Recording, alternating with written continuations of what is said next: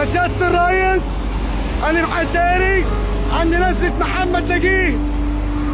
جماعة طلعوا عليا بعربية ميكروباص 3 انفار، ثبتوني وخدوا مني 600,000 جنيه. يا جماعة هنقول له شير الفيديو. أنا حداري واليافطة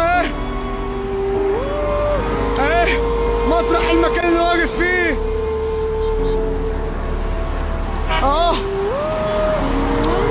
وعملوا نفسهم اللي هم حكومة وخدوا كل الفلوس اللي معانا. احنا لسه نازلين من المطار دلوقتي على اساس ان هم حكومة. جايين منين؟ قلنا لهم جايين من مطار القاهرة وخدوا مننا فلوسنا دلوقتي. هنا يا ريس انا واقف سرقونا يا ريس، ثبتونا شير الفيديو يا سعد يا غريب، شير الفيديو بسرعة، شير الفيديو يا سعد. مطرح المكان اللي واقف فيه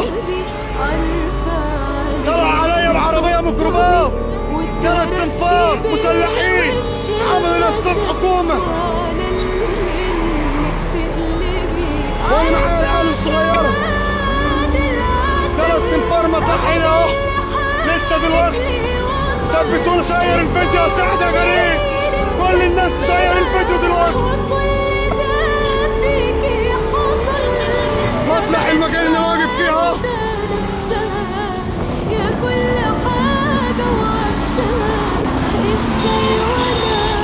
انا عديت على طريق الدائري في القاهرة، نزلة محمد نجيب عربية ميكروباص،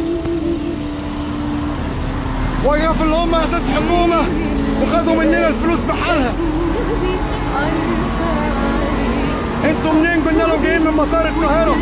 مين اللي جاي معاكم من السفر؟ قلنا لهم عمي، ومعانا العيال الصغيرة اللي هم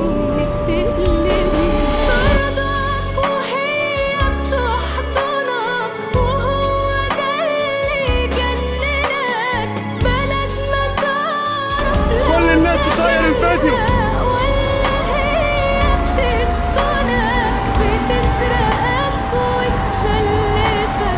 شير الفيديو يا سعد يا غريب.